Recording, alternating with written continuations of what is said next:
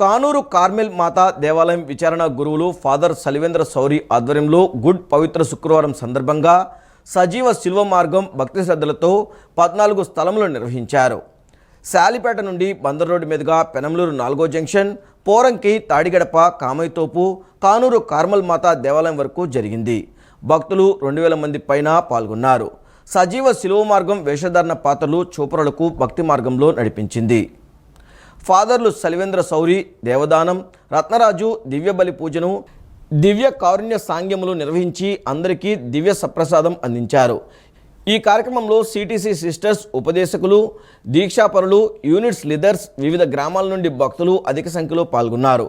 యేసు దివ్య శరీరాన్ని భక్తులందరికీ ప్రదక్షిణ చేశారు.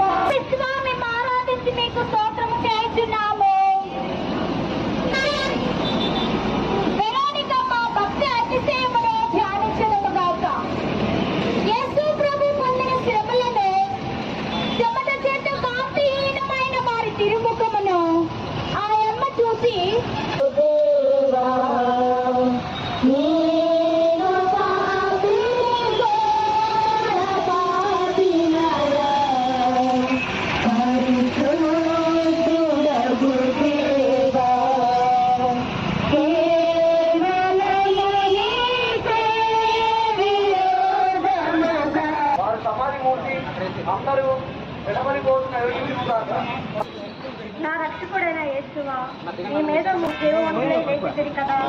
ఈ ఉత్థానమును చూసి లోకాస్యము లేని ఉత్థానమగుటకు మోక్షమునందు సదా మేము ఒకటి ప్రేమించుటకు అనుగ్రహం